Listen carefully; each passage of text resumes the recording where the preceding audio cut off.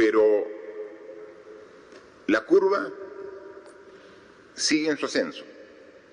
No hemos llegado aún a la cumbre de esta curva en ascenso. Y entonces, de manera responsable, después de escuchar los informes y recomendaciones de los entes técnicos, después de conversar también aquí con todos los miembros del Consejo de Ministros, y siendo consciente de que esta enfermedad nos obliga a no bajar la guardia, también nos obliga a tomar decisiones siempre pensando en el bien del país. Y lo más importante del país es su gente, es la salud de los peruanos y peruanas, es la vida de su población. En consecuencia, la recomendación que una vez más acogemos pensando en lo mejor de los peruanos es extender el estado de emergencia por 2 semanas más. El estado de emergencia que iba a ser hasta este domingo se extiende hasta el domingo 12 de mayo inclusive. Son los esfuerzos, los sacrificios que tenemos que hacer todos para vencer esta enfermedad. Y solamente hay que tener en cuenta que las fechas que estamos dando para la culminación del estado de emergencia es para comenzar a reactivar y a reiniciar gradualmente las actividades que desarrollábamos antes del estado de emergencia. Pero ratifico una vez más, esta enfermedad nos obliga a cambiar nuestro estilo de vida, nuestras costumbres, nuestros hábitos. No es que la extensión del estado de emergencia solamente obliga a tener el cuidado en este periodo. Es algo que debemos tener muy claro todos los peruanos, que las reglas básicas, que son 3 las que hemos dado para evitar el contagio, tienen que respetarse por todos, inclusive mucho después que se levante el estado de emergencia. La higiene, el lavado de manos, el uso de la mascarilla cada vez que salgamos de nuestra vivienda y el distanciamiento de por lo menos 1 metro entre persona y persona cuando estamos en la calle, en el mercado, en la farmacia, en la tienda, en el banco. 1 metro de distancia. Eso debe ser ya una práctica habitual, permanente. Y como lo hemos dicho, por lo menos hasta que a principios del próximo año tengamos la vacuna que científicos de todo el mundo, con todo el esfuerzo, están elaborando. Es fundamental ello, es necesario. Mantengamos ese tipo de actitudes ahora, mañana y en los próximos meses para poder seguir combatiendo de manera adecuada este virus. Yo veía el día de ayer en un medio de comunicación escrito sobre una encuesta que se había hecho a todos los peruanos. Y los peruanos decían, conscientes de la situación actual,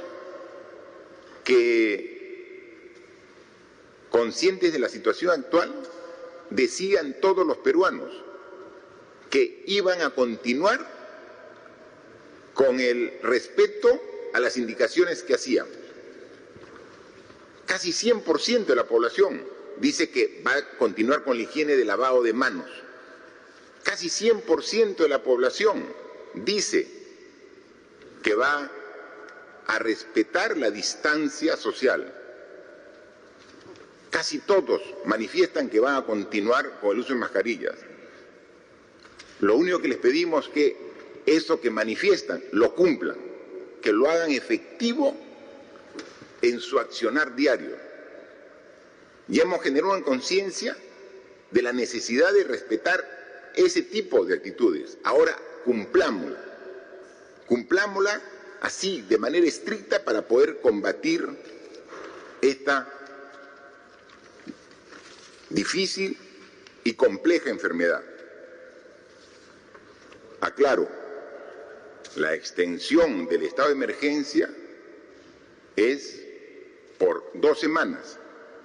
Concluye el domingo 10 de mayo. Creo que una confusión de cifras, hablé del 12. Son 2 semanas, concluía este domingo y son 2 semanas concluyendo el domingo 10 de mayo, que precisamente es el Día de la Madre. Y cuánto quisiéramos estar cerca a la madre ese día tan especial. Y tenemos que hacer también el sacrificio. ¿Cuántas fechas importantes estamos pasando en este estado de emergencia que nos obligan a estar lejos de nuestros seres queridos? Pero también por ellos lo hacemos.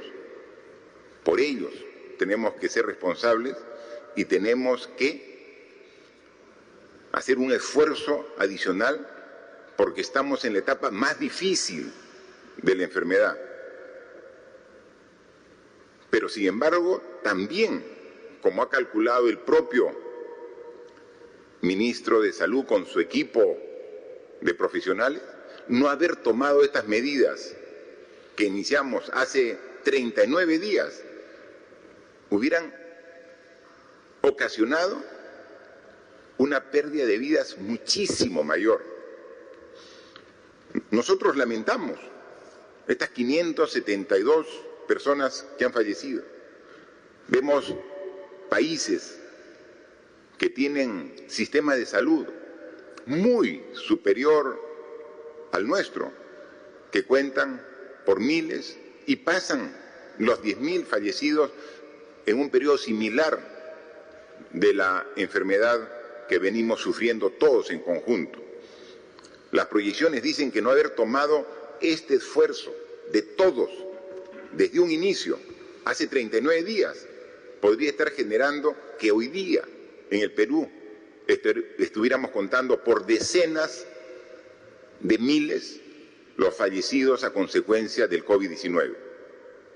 Entonces, el esfuerzo bien vale la pena, pero tenemos que ratificarlo para poder realmente decir que hemos superado. Para ello, tenemos que contar con algún tipo de acciones. Somos conscientes de que el daño que hace este virus no solamente es en la salud de las personas, también es un daño que hace en su conjunto a toda la sociedad, que limitado de poder salir a realizar las actividades que generen los ingresos correspondientes a las familias peruanas, tienen que ahora pasar por restricciones, por necesidades, que en algo queremos también atender. Por eso es que el día de hoy también hemos conversado aquí en Consejo de Ministros y hemos aprobado un concepto diferente para considerar a una mayor cantidad de hogares en un apoyo económico por efecto de este virus que afecta a todo el Perú.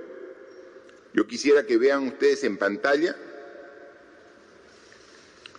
un cuadro que resume el esfuerzo que estamos haciendo los países de la región, de Sudamérica, los que están haciendo esfuerzo económico para atender a su población.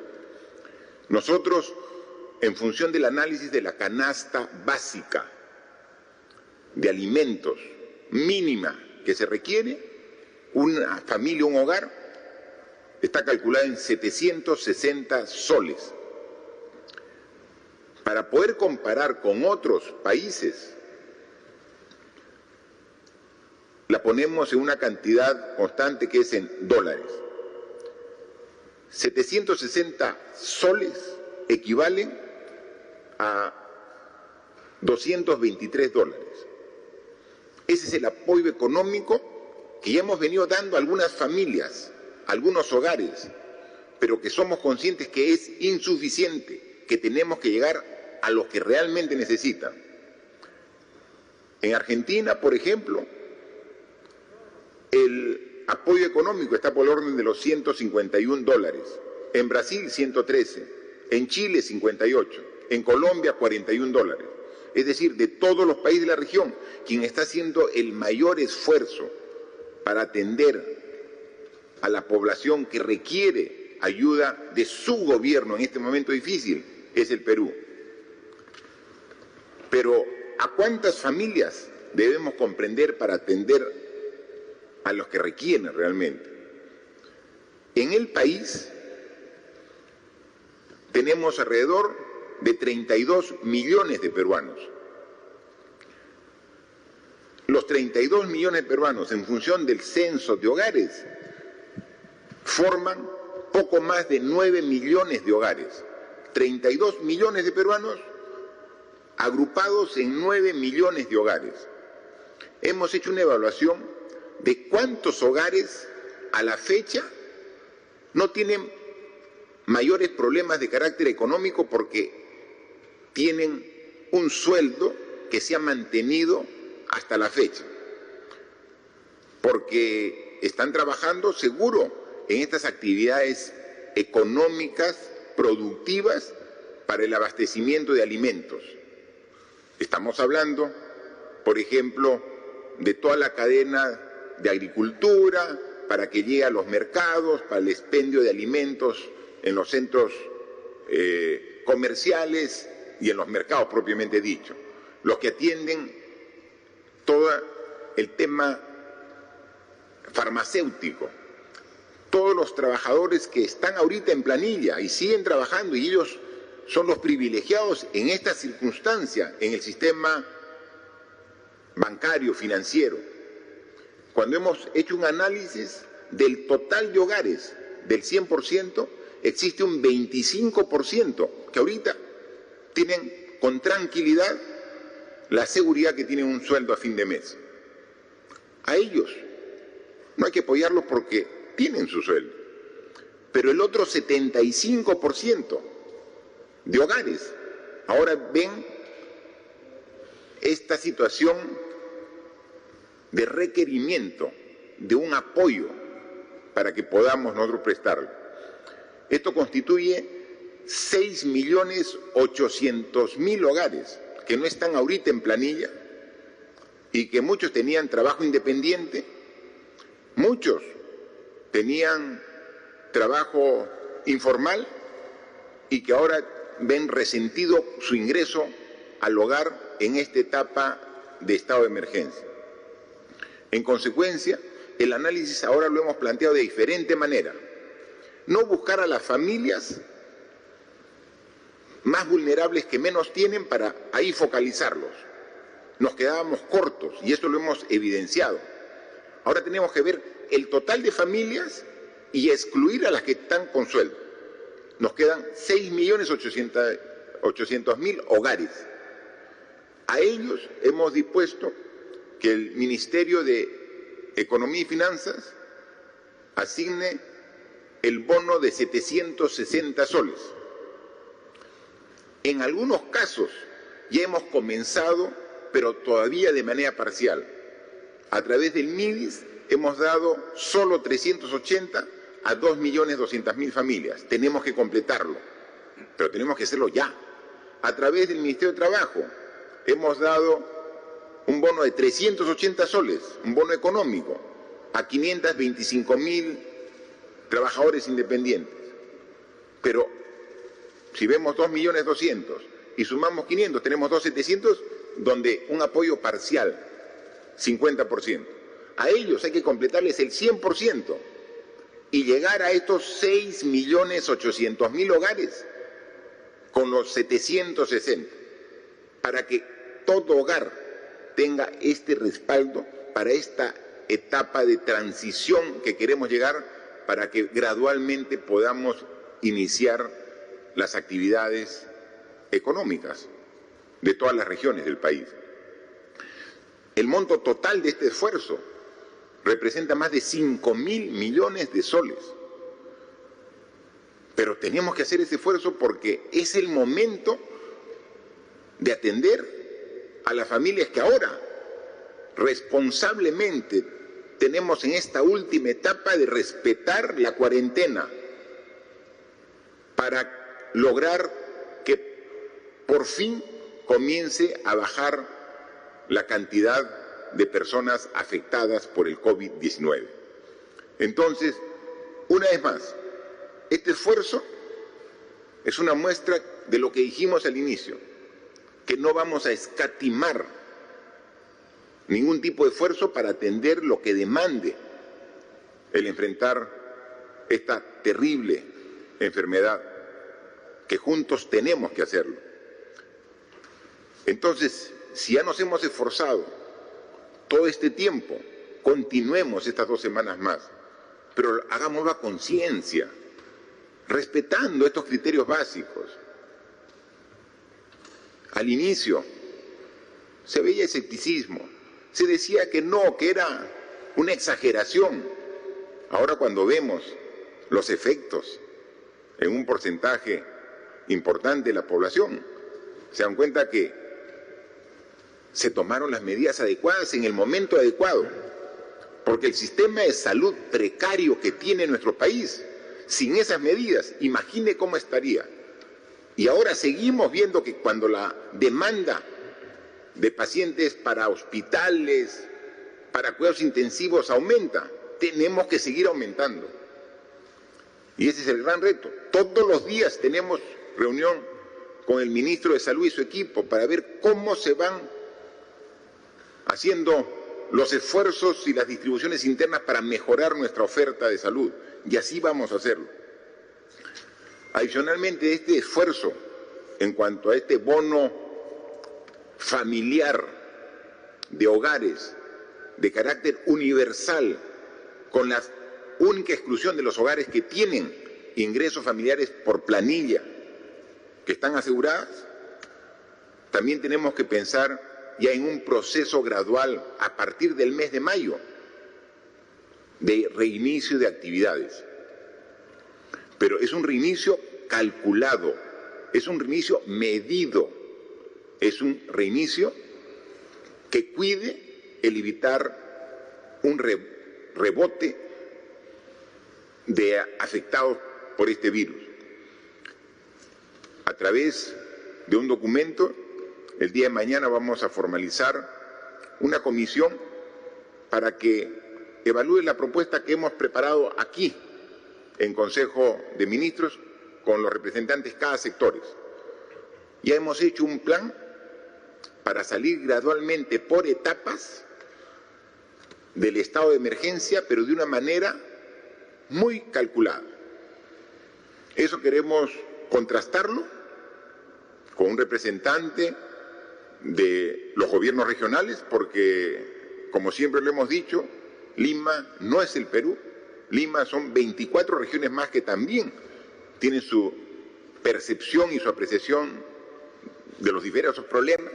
Un representante de los empresarios, un representante de la academia, de las universidades, un representante de los trabajadores, un representante también de los medios de comunicación, para dialogar, discutir y consensuar este proceso que como Ejecutivo estamos planteando para que a partir del lunes 4 de mayo se comience a hacer esta gradualidad de inicio muy controlado de las actividades. Hay actividades que, como hemos dicho, no las estamos planificando para este año, como por ejemplo el servicio educativo. El ministro había hecho una propuesta muy interesante de educación en este año, de carácter remota, a distancia. Y para eso estamos también haciendo otro tipo de inversiones para garantizar el cierre de brechas y poder llegar a los estudiantes más alejados, que tienen las menores condiciones de aprender en esta situación de educación a distancia. Entonces, lo que es educación, tenemos que ya hacer una programación, como lo ha hecho el propio Ministerio, para hasta fin de año. Entonces hay actividades. Hay otras actividades que ya deberían en la primera semana comenzar, la primera semana de mayo, comenzar a gradualmente a desarrollarse. Un pedido constante y permanente de muchos hogares, pero también que hemos visto en un análisis comparado de lo que ya se permite en otros países, por ejemplo, el expendio, la venta de alimentos procesados, de comida, pero por delivery. Entonces, eso es una de las actividades que podría realizarse, entre otras que el planteamiento lo va a hacer a través de esta comisión que sale mañana, la relación a través de la norma correspondiente. Porque, por ejemplo, esta enfermedad lo que nos obliga a no estar con gente aglomerada, con gente muy próxima. Los restaurantes precisamente tienen gente aglomerada. Entonces, un restaurante no puede funcionar de esa forma, con la presencia física, pero sí podría vender sus alimentos, sus productos, por delivery. Eso sí podría hacerlo, pero siempre y cuando garantice el cumplimiento de un protocolo que cuide al personal que trabaja en el restaurante y que cuide el traslado hasta el domicilio que lo requirió. Doy un ejemplo, pero hay varios más que son los que se van a desarrollar y que ya están planteados después de bastantes días de trabajo de los equipos de cada sector para que ello pueda trabajarse y poder aprobarse, y a través de un protocolo en la cual obviamente está el Ministerio de Salud integrando este equipo, pueda asegurar el retorno gradual de actividades a partir de la primera semana de mayo. Decirle adicionalmente que para un tema adicional y complementario vamos a pedir facultades legislativas en materia tributaria y financiera al Congreso de la República. Nosotros, al inicio de esta enfermedad, como ustedes saben, pedimos al nuevo Congreso facultades legislativas y nos las fue otorgada. Pero el alcance de estas enfermedades, de esta enfermedad por lo grave que es, requiere que complementemos este pedido de facultades con algún tema específico en tema tributario. Porque lo que se pretende en este momento difícil es que haya una real solidaridad de todos los peruanos. Y hay peruanos que pueden apoyar al resto de sus connacionales, al resto de sus compatriotas. Pero para eso se requiere una norma de carácter de ley cuya facultad no la tenemos. Vamos a pedirlo para que de esta forma, y esperamos y no dudamos, que en el corto tiempo podamos generar una norma que también va a ayudar en el enfoque que estamos dando. Así que estamos en un proceso, en parte de la situación, del proceso de la enfermedad, difícil. Pero es ahí donde pedimos, una vez más, la unidad de todos los peruanos. Al inicio de la enfermedad, al inicio de esta pandemia, pedimos el apoyo y recibimos mucho apoyo de todos los actores políticos, de todos los actores sociales, de todos los gremios. Muy bien, pero ese apoyo se requiere en los momentos más difíciles. Es fácil estar de acuerdo cuando la enfermedad, la pandemia, está recién empezando y no requiere todo el esfuerzo de los peruanos. Es ahora donde tenemos que ver quiénes quieren apoyar realmente para salir de esta difícil situación y quiénes solamente tienen una expectativa de mirar las cosas desde fuera y no comprometerse con la lucha que nos convoca a todos. Hemos agradecido y lo hemos dicho. Aquí hay personas que están en primera línea. El personal de salud, los médicos, las enfermeras, todo el personal de salud, primera línea. Nuestros agradecimientos a ellos. Primera línea, los policías, los miembros de las Fuerzas Armadas, en primera línea. Y esto es muy bien, pero es la primera línea. Solo con ellos no es suficiente. Si vamos a pensar que esta guerra la ganamos solamente con la primera línea de combate, no va a ser posible. Tiene que ser todos los peruanos. Todos tenemos que comprometernos. Y el compromiso se hace realmente evidente cuando se requiere. Dijimos que esta era una maratón, no era una carrera de 100 metros planos. Tiene que haber resistencia. Y ahora estamos en la etapa donde requerimos la resistencia de todos los peruanos. El apoyo, la solidaridad. En ese momento nos encontramos. Y es ahí donde nuevamente tiene que salir nuestra fibra más honda, más profunda, de amor a la patria, de amor a la familia, de amor a la sociedad, para preservar el país que todos queremos. Esto va a pasar, y cuando pase vamos a tener las mejores condiciones de nuevamente trabajar por nuestro futuro. Pero es el momento ahora, el momento difícil, donde requerimos la responsabilidad y el compromiso de todos los peruanos.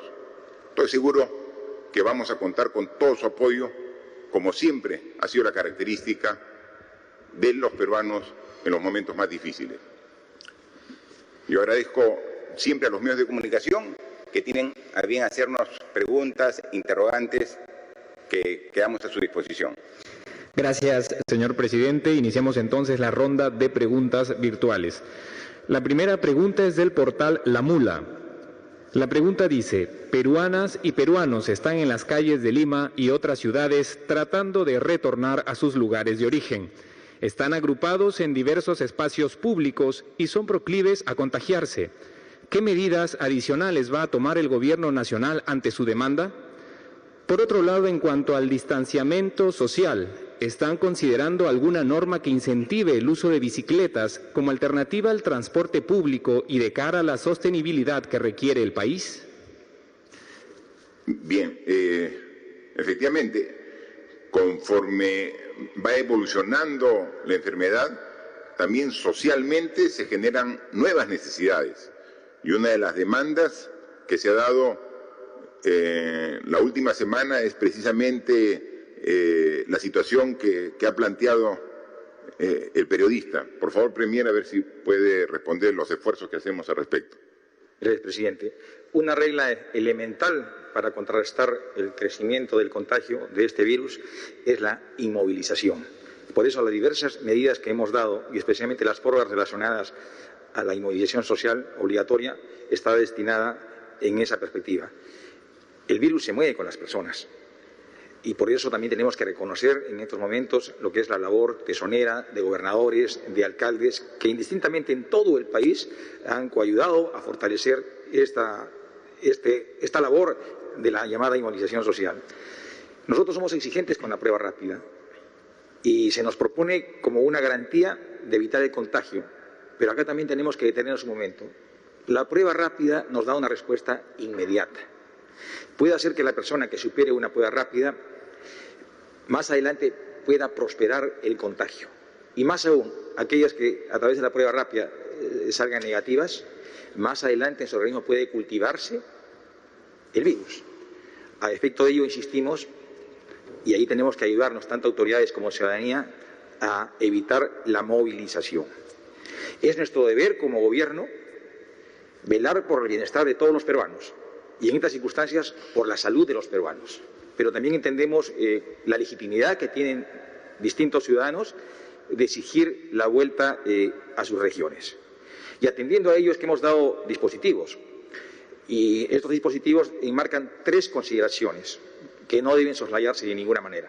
La primera, que debemos facilitar, atender como prioridad a las personas de alta vulnerabilidad. La segunda, que tiene que hacerse necesariamente en coordinación con los gobiernos regionales, porque hay que hacer seguimiento a las personas que finalmente pudieran retornar a sus regiones.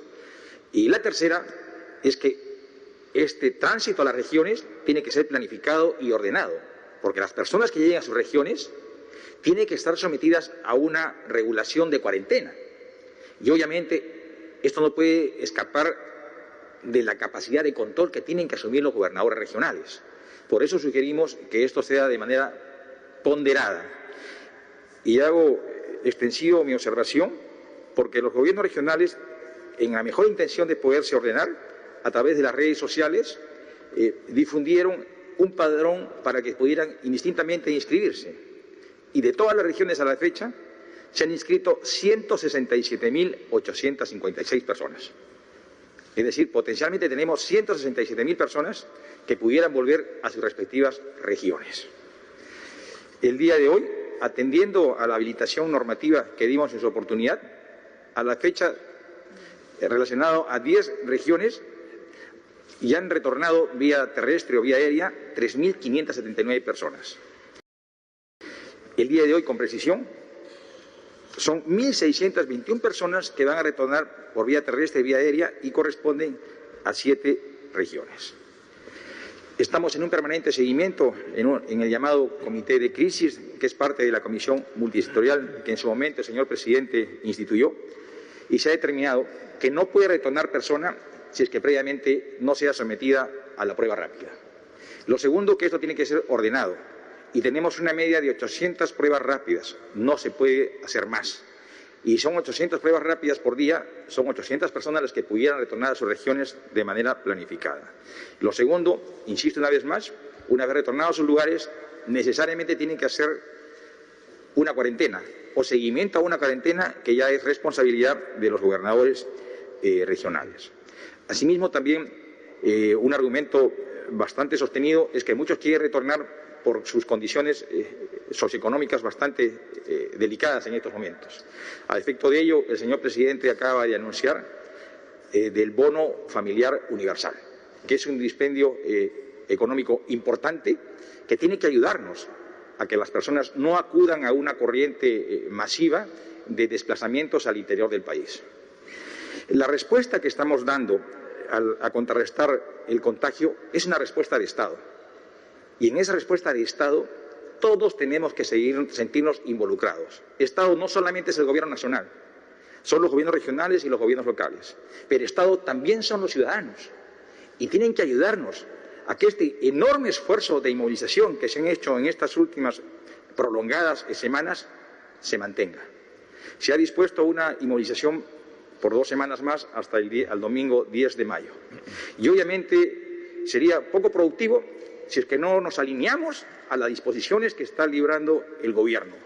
Y la premisa básica, reitero una vez más, es evitar todo tipo de movilización social. Pero también me permito hacer una invocación a la ciudadanía. Las autoridades, indudablemente, tenemos una responsabilidad, pero los ciudadanos también. Tenemos que organizarnos.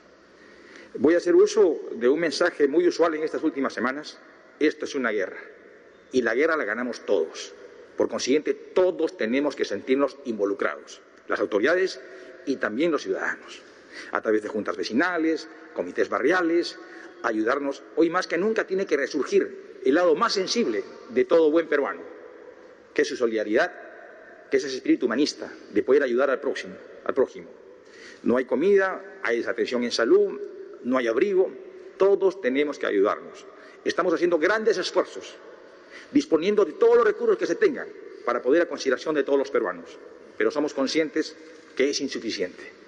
Será suficiente en la medida en que todos los peruanos nos sintamos de una u otra manera comprometidos. Y a efecto de ello, presidente, mi reflexión final es que hagamos un esfuerzo adicional. Esto no ha concluido, seguramente vienen semanas bastante complicadas, pero estaremos fortalecidos si respondemos a este contagio de manera unida y consensuada como buenos peruanos. Gracias, Premier. La pregunta también consideraba un aspecto referido a la movilidad alternativa. Por favor, el ministro de Transportes y Comunicaciones si puede responder. Gracias, presidente. Efectivamente, a través de la Autoridad de Transporte Urbano de Lima y Callao, asimismo como la Dirección de Promovilidad, que tiene la competencia a nivel nacional, han preparado una estrategia de movilidad urbana que permita los cambios de los patrones de movilidad de las personas. En tal sentido, en esta oportunidad permite también fomentar el uso de las bicicletas y sobre todo las bicicletas populares, a efecto de permitir que los sectores de menores ingresos de la ciudad puedan acceder a estas bicicletas populares y se puedan movilizar hacia su centro de trabajo, hacia los hospitales, hacia las escuelas. Entendemos que tenemos que ofrecer como Estado alternativas de desplazamiento a las personas y que permita, en cierta manera, poder no ir utilizando los sistemas de transportes masivos, dado de que vamos a continuar con estas medidas de distanciamiento social, cumpliendo los protocolos de salud. Y en tal sentido vamos a implementar a través de la Autoridad de Transporte Urbano, a través también de Promovilidad, en estos planes, en esta estrategia de cambio de movilidad urbana para las personas, carriles exclusivos en la ciudad, que permitan el uso de las bicicletas. Y en tal sentido están trabajando en constituir ejes de desplazamiento que permitan conectar a través de las bicicletas en distancias cortas de menos de 7 kilómetros y permitan movilizar a las personas y conectar los hospitales, las escuelas, los colegios, los centros de abastos, de una manera de un cambio de aptitud, ¿no? Un cambio del concepto de movilidad urbana en la ciudad y también en las regiones, que serán replicados posteriormente a través de este organismo del Ministerio de Transportes, que es de Promovilidad, y de así ir obviamente generando un cambio de cómo la ciudad se va a movilizar en las ciudades intermedias, en la capital, usando estos sistemas de las bicicletas, usando estos carriles exclusivos y cumplir de esta manera las indicaciones del Ministerio de Salud, ¿no? Gracias. Muchas gracias. La siguiente pregunta es de Latina. Esta mañana hemos sido testigos de cómo policías y sus familiares hacen una larga cola en el Hospital Augusto B. Leguía, clamando que les hagan prueba para COVID-19. Muchos de ellos ya están con los síntomas y están a la intemperie en la calle. ¿Qué se va a hacer con ellos y con los efectivos de provincias que también están padeciendo la falta de atención médica? ¿No sería mejor habilitar otra torre de la villa solo para atender a policías y militares? También hemos visto que las morgues o mortuorios de los hospitales de provincias e incluso los de Lima ya han colapsado. ¿Cómo revertir esta situación? Bien, por favor, el ministro del Interior, para que responda a esta pregunta. Muchas gracias, presidente. Yo quiero informar al país de que la Policía Nacional la constituyen 130.000 efectivos. De los 130.000, 80.000 están dedicadas a labor operativa, a controlar las calles con la Fuerza Armada. De estas personas se han contagiado alrededor de 1.300, que constituye el 1.6.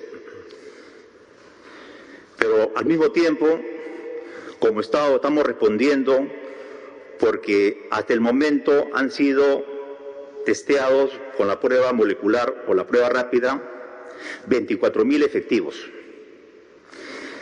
Desafortunadamente, el día de ayer se acabaron las pruebas, pero hoy hemos recibido una transferencia de 20.000 pruebas rápidas y se va a reiniciar este servicio a los policías en horas de la tarde y mañana se van a continuar con todas las comisarías y unidades de Lima y a nivel nacional también.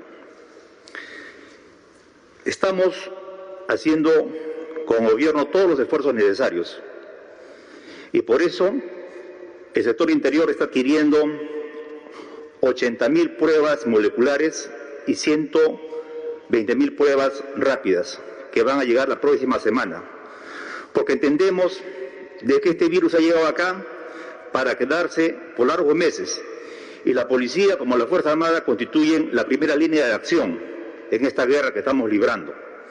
Y por eso los policías, todos los policías, van a ser testeados, sin excepción, porque esta situación va a ser recurrente y la exposición que hacen los policías al hacer la contención social los expone a pesar que están protegidos.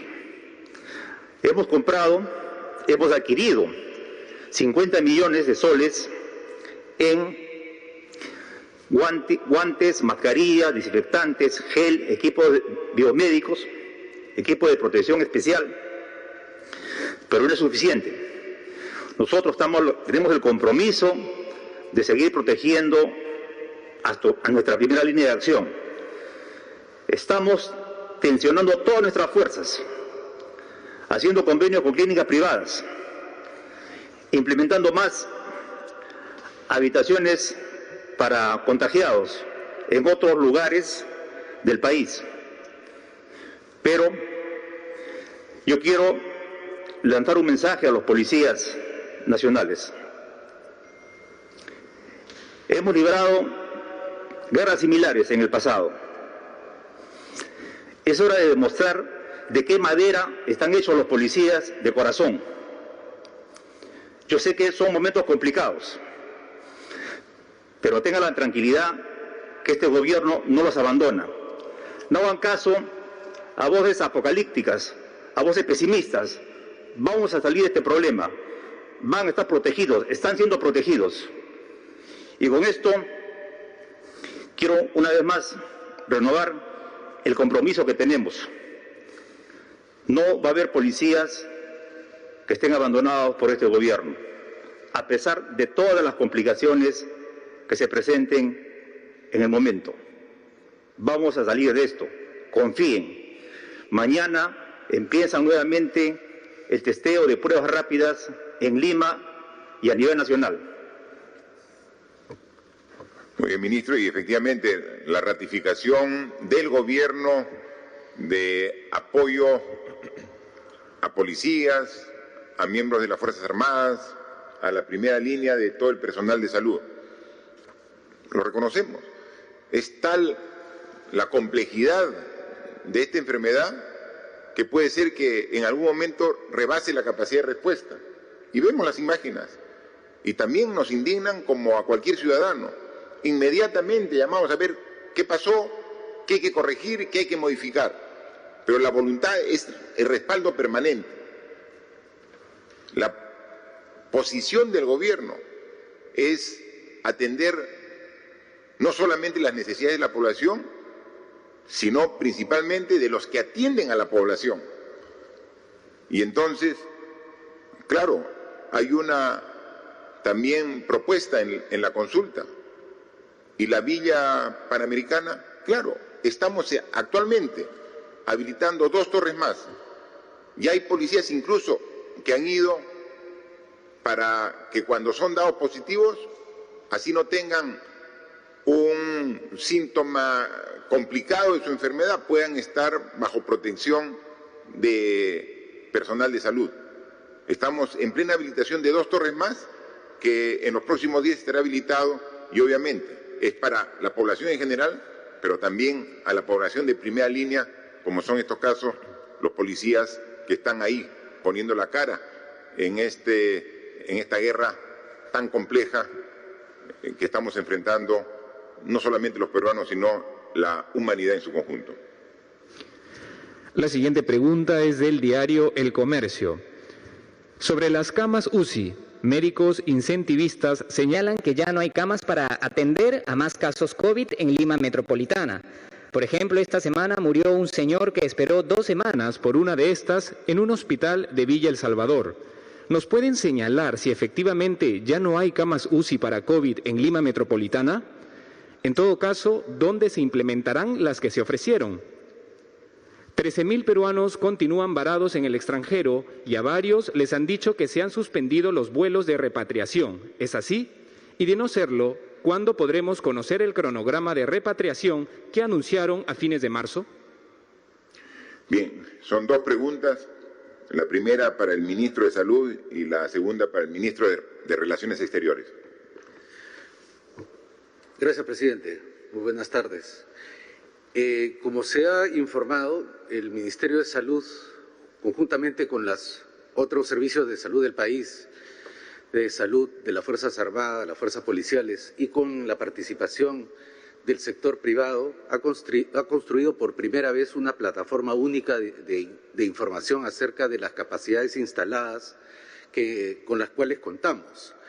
Es por esta plataforma que actualmente incluye 212 hospitales públicos y clínicas privadas, que podemos tener la cifra completa, que se actualiza casi todos los días, de cuántas unidades de cuidados intensivos o camas de unidad de cuidados intensivos y camas de hospitalización tenemos disponibles en el país. El día de hoy tenemos 656 camas de unidad de cuidados intensivos, de las cuales 467 se encuentran ocupadas, 189 se encuentran disponibles.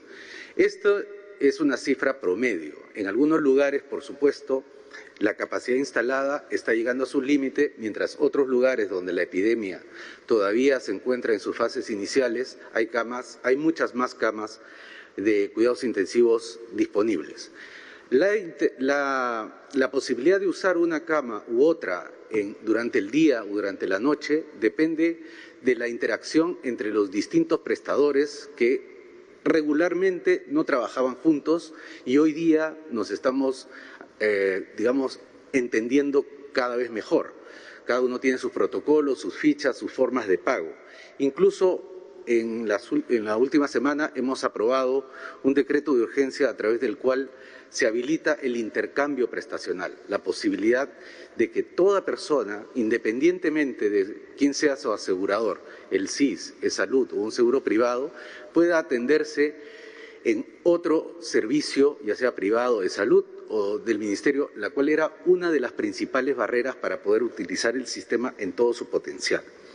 Quisiera aprovechar adicionalmente este momento para anunciar que hemos, vía una iniciativa también público-privada, estamos tratando de cubrir la demanda de atención de consulta externa, que está en este momento limitada porque el primer nivel de atención, tanto público como privado, sufre limitaciones por la movilidad o por la limitación de personal. Desde el 13 de abril, la plataforma 113 del Ministerio de Salud ha realizado 4.500 atenciones vía la teleconsulta y eso está disponible a través del número 113.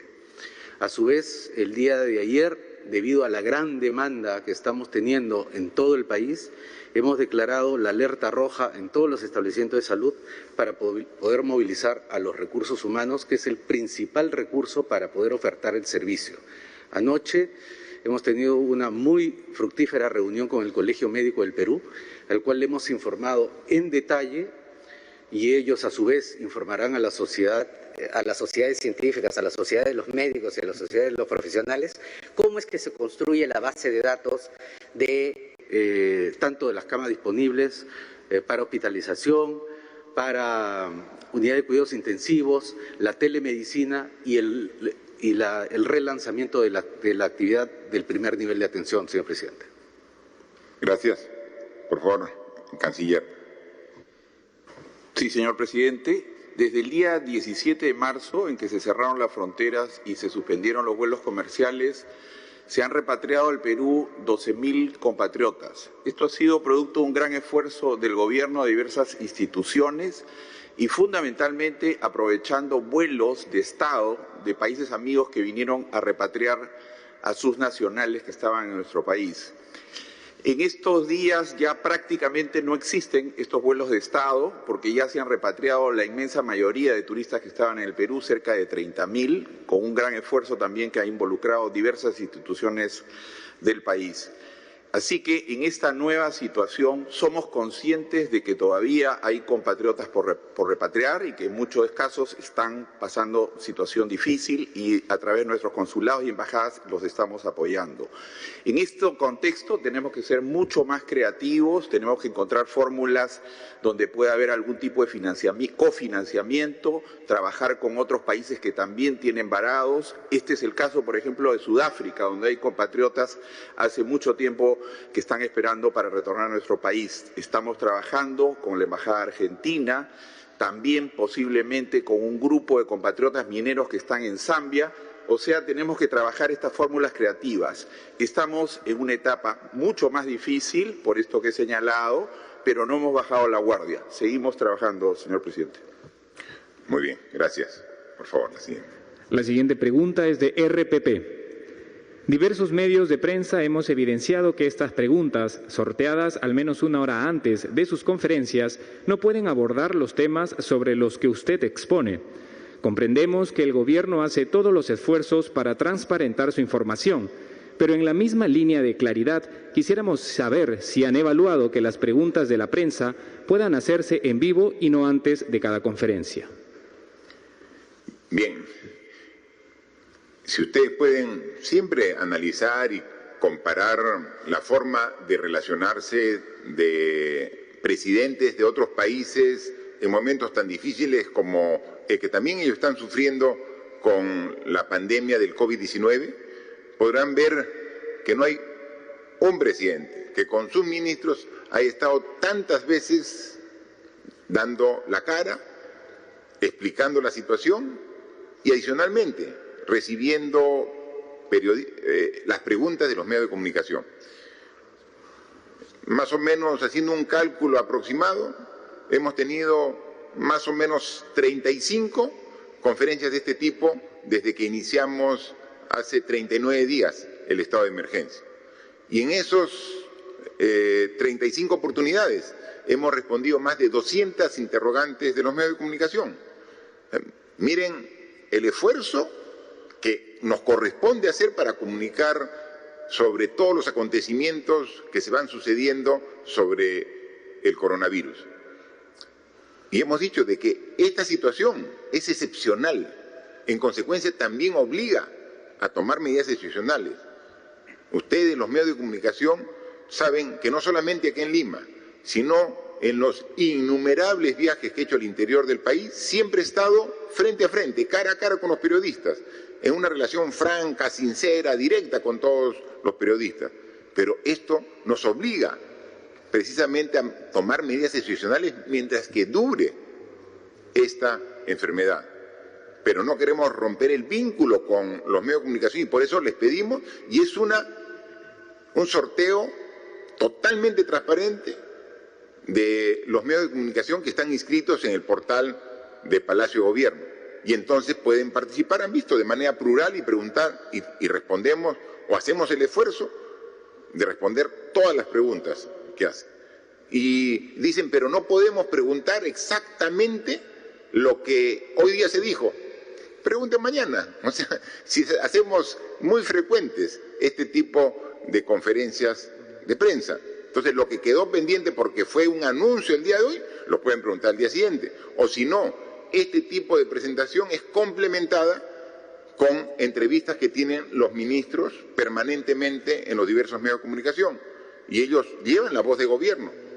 O sea, el presidente y los ministros llevan la voz del gobierno, son voceros oficiales de gobierno. Cualquier tema, yo estoy seguro que tienen toda la amplitud y la voluntad de responder cualquier inquietud de la prensa. Así que este gobierno respeta la libertad de prensa, respeta a todos los medios de comunicación, incluso a los que critican y a los que son severos con el gobierno, igual lo respetamos y atendemos sus preguntas y con gusto lo respondemos cada una de ustedes cuando son canalizadas a través de este mecanismo. Gracias, señor presidente. Para culminar esta ronda tenemos la pregunta de la Asociación de Prensa Extranjera en el Perú. Presidente Vizcarra, la Comisión Económica para América Latina y el Caribe, CEPAL, dijo el martes que las economías de América Latina caerán este año un 5.3% golpeado por el coronavirus, incluido Perú con un retroceso de 4%.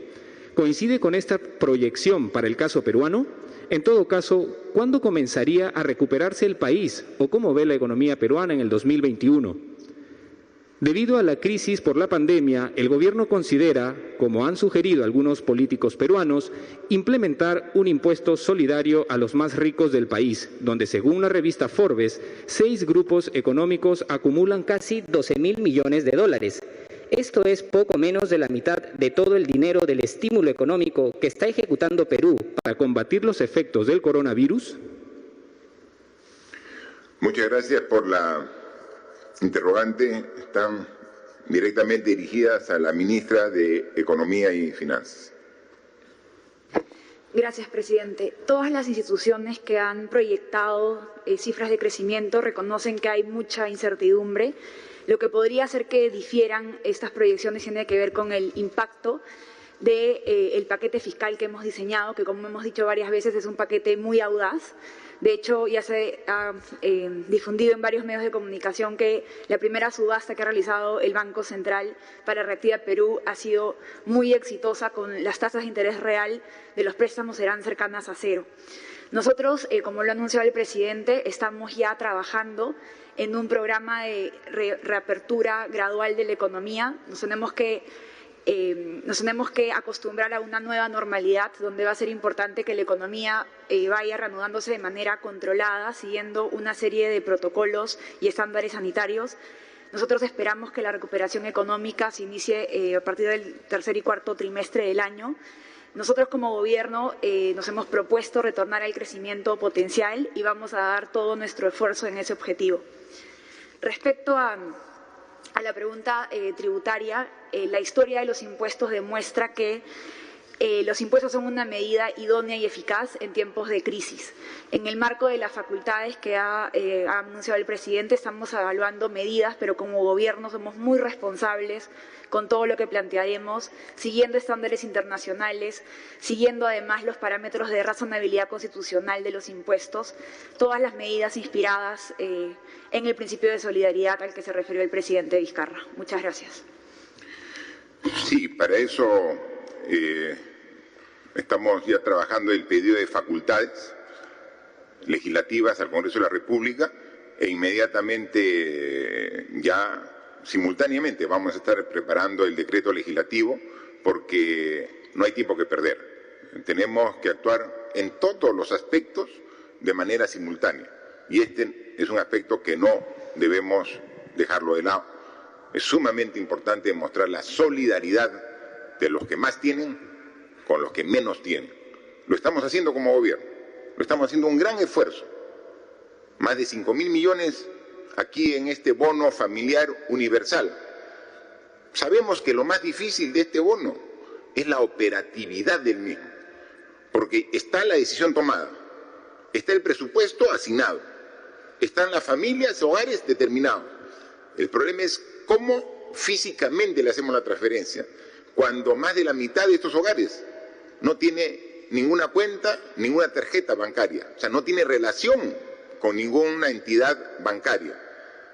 Sería fácil agarrar y tener un listado de cuentas y simplemente una transferencia directamente a cada una de estas cuentas. No, aquí tiene que hacer una transferencia mucho más manual, donde tiene que ir a recoger en muchos de los casos. Entonces, la decisión está tomada, hay la voluntad y porque tenemos conciencia que si no apoyamos a las familias que realmente requieren en este momento difícil, estamos dejando en alto nivel de vulnerabilidad. Entonces tenemos que apoyarla. Y vamos a ver todo el esfuerzo para ver el mecanismo más ágil para que en el transcurso de las próximas semanas podamos llegar. El esfuerzo que ya lo empezamos con algún tipo de bono, que es de más de 5.000 millones, solamente hemos avanzado 1.000. Y eso tenemos que ser pues autocríticos. Es decir, debemos ser más rápidos. La gente, cuando tiene hambre, el hambre no espera. Y hay veces, tu propio hambre te lo puedes aguantar, pero no el de tu hijo. Y entonces ahí tenemos ahí el dinero, tenemos el presupuesto, tenemos que llegar más rápido a las familias. La burocracia, los enormes problemas al interior de la propia administración pública a veces demoran más de lo que debiera. Ya está definido, ya está aprobado, ahora hay que operativizar. Y entonces, reconociendo que los procedimientos son lentos, y que tenemos que mejorarlos y corregir, como hay que corregir muchas cosas más.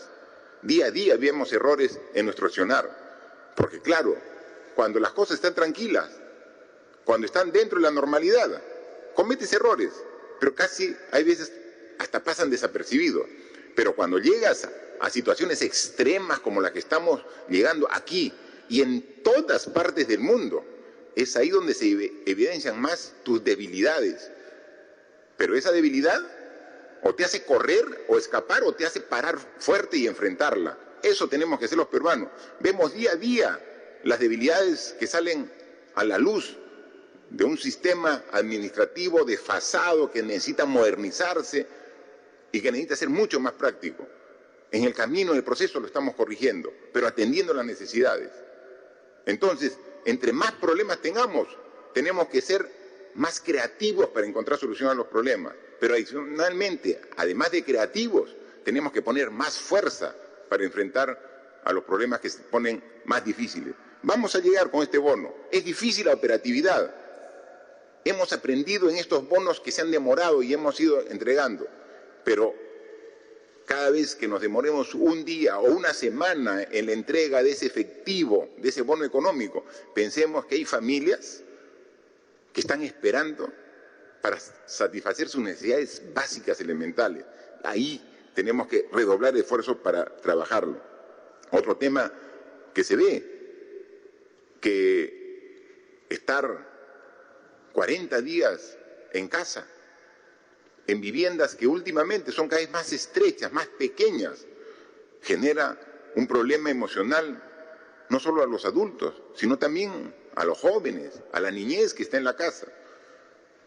Con justa razón el ministro de Educación ha pedido que, si bien las clases, la educación va a ser a distancia, para evitar de que se junten los niños en 30, 40 en un aula, también hay que buscar una forma para permitir que los niños salgan una vez al día a dar una vuelta si hay un parque cerca, o por lo menos dar una vuelta a la manzana de su lugar donde viven.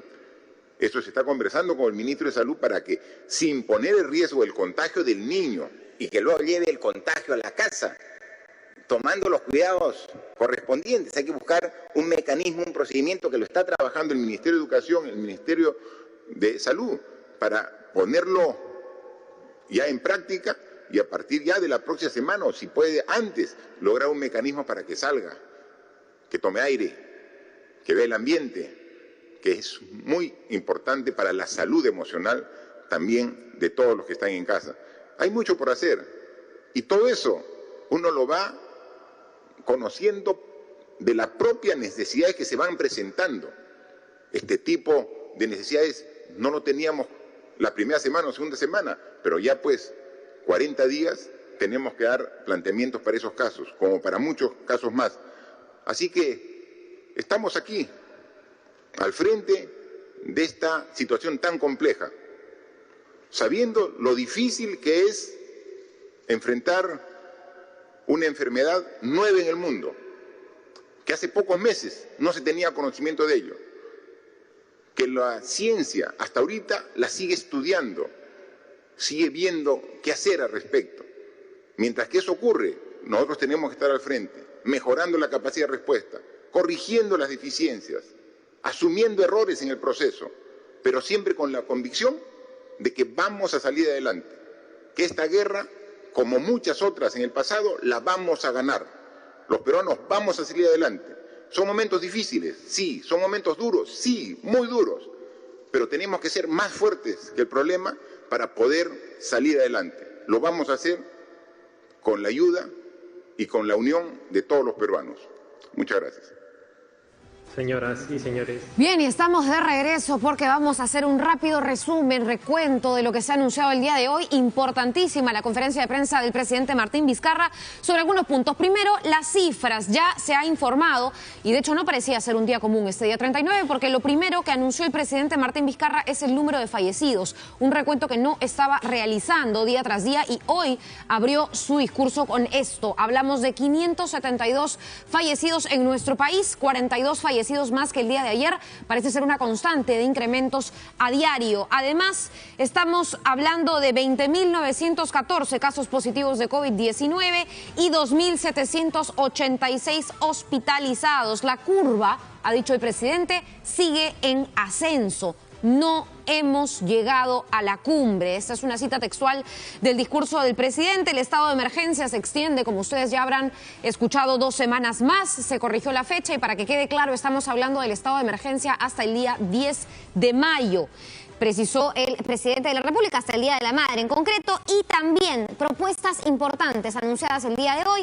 Bono familiar universal. ¿Qué quiere decir el bono familiar universal? Estamos hablando de que va a haber bono para todos, menos para aquellas familias que reporten ingresos periódicos, ingresos comprobados, obviamente ingresos económicos. Él presentó un cuadro en un PowerPoint en donde hay una torta y en la torta se establece 75% de hogares beneficiados por este bono familiar universal y 25% de hogares que se encuentran en planilla, es decir, que cuentan con un ingreso económico comprobado y que no necesitarían este bono. Se amplía entonces un pedido que se le había estado haciendo el presidente de la República hace mucho tiempo. Algunas actividades podrían comenzar a funcionar en mayo. Ojo con este anuncio. El día de mañana se publicaría la norma para la venta de alimentos procesados por delivery. Mucha atención, que esto también ha sido anunciado en medio de las aclaraciones del plano económico por el presidente de la República. Hay actividades que no las estamos planificando para este año, como por ejemplo el servicio educativo,